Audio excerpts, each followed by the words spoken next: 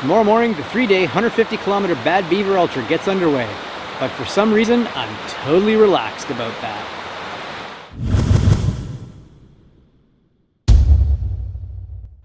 It all starts right here at the beautiful Wakefield Mill in Wakefield, Quebec.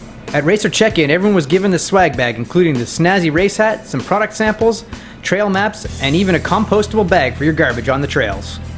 After checking in, racers had the opportunity to get settled in their rooms before heading downstairs to meet all of our co-competitors and also getting the first words from race director Ray as well as a team of Matt and Serena. From beginners to advanced, people that can come here and give us honest opinions on how we can make it better, what we can change, and then grow it. We've had a lot of interest.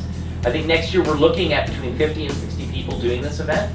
After race briefing, it was time for a good night's rest before the start of the event. As you can see, day one took us about 54 kilometers and followed some of the classic trails in Gatineau Park around Lac Philippe, which is well known for camping and also features the very spectacular Lusk Caves, which we'll see in a moment. As you heard in the race briefing, the starting field was only about 20 participants this year because it is the inaugural year. The vision for this event is to grow and make it a destination race for people from around the world. By starting with fewer people, it gave the opportunity to really test the course out and to make sure that everything is laid out perfectly for the coming years. As you can see from the video, there were aid stations spaced fairly frequently along the race course, with the longest stretch being around 12 kilometers. Now, within the aid stations themselves, there wasn't a huge spread of food like in other races because one of the key features of this event is that it is a predominantly self-supported race. That is, everyone that participates has to carry and race with a backpack, which has all the clothes they'll need for the 3 days, as well as the race food, a sleeping bag, and those sorts of things. The one bonus was the fact that you didn't have to carry breakfast or suppers as they were catered. More on that in a bit as well. As far as the day one race course goes, things were fairly flat and not all that technical. Most trails were very wide and, as you saw, groomed and gravel type trails. After going along Lac Philippe, we did get to dodge into some really nice trails falling around the lake, which had spectacular views and you could see people that were enjoying their day or out camping and that sort of thing. The only drawback to racing at this time of year, however, is that it was getting very hot at this time of the day.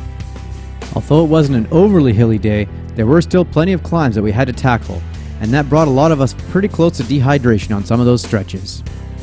Of course, if you started overheating too much, the good part about running close to a lake is that you could always dive in to get your core temperature down. Eventually we made our way onto some twisty single track, which gave us once again great lake views and also allowed us to have a chance to practice our stepping on roots and rocks to get ready for the next days ahead where we tackle more technical terrain. But the highlight was just about to occur, as you can see here, making our way into Lusk Caves itself. By this point in the day, we'd already covered well over a marathon worth of distance, so when we finally got to the caves, it was really nice to be able to get into the water, cool off, and experience something that most of us have probably never done in the middle of a long race. As you can see, it was pitch black in there, so we had to break out our flashlights, but as a bonus, we didn't have to carry our packs since they would have just gotten either destroyed or wet in the process.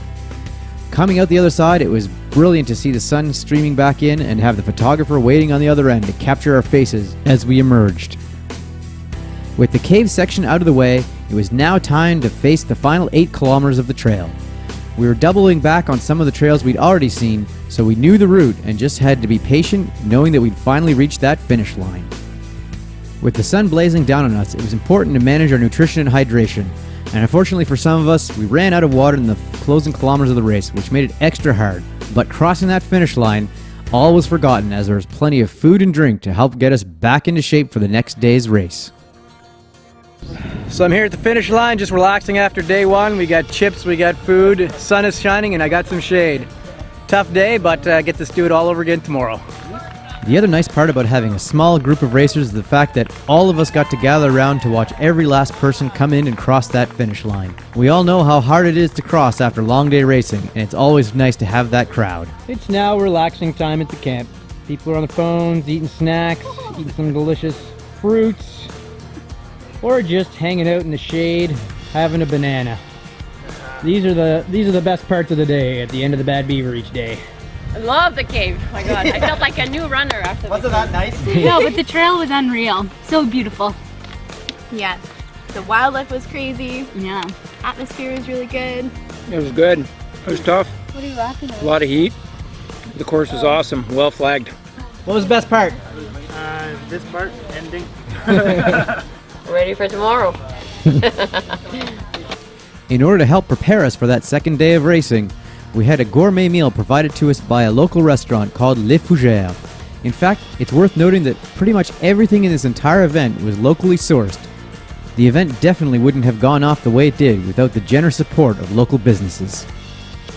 After filling up on food, it was time for the racer briefing for day 2. We had 4 different maps to consult, and time was taken to make sure we all understood the turns and what we were up against for the second day of racing, which would cover 73K. Before finally turning in for the night, we did of course get treated to the obligatory bonfire along with guitar music. And as a special treat, there was even a fire dancer on hand to wow us with some of his tricks.